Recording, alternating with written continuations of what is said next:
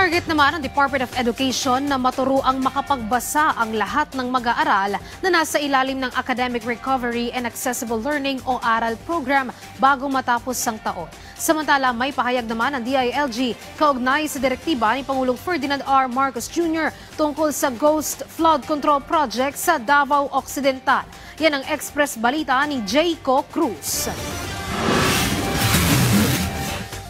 Nanindigan ang Department of the Interior and Local Government o DILG na handa ang PNP na arestuhin ang mga individual na sangkot sa Ghost Flood Control Project sa Kulaman, Jose Abad Santos, Davao Occidental.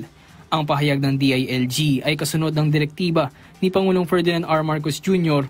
na agad panagutin ang mga sangkot sa Ghost Flood Control Project na nagkakahalaga ng 100 milyong piso. Bagamat wala pang hawak na warrant of arrest ang pambansang pulisya, sa ngayon ay mahigpit nilang minomonitor ang kinaroroonan ng mga taong may kinakaharap na kasong malversation dahil sa paglabag sa Republic Act 3019. Pinalakas naman ng Department of Education o DepEd ang kanilang implementasyon ng School-Based Feeding Program at Academic Recovery and Accessible Learning o ARAL. Layo nitong pabilisin ang pagbangon ng edukasyon sa buong bansa.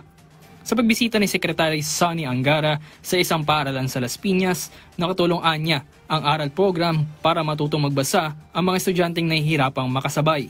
Dagdag pa ng kilihim, target ng kagawaran na maturuang makapagbasa ang lahat ng mag-aaral na nasa ilalim ng programa.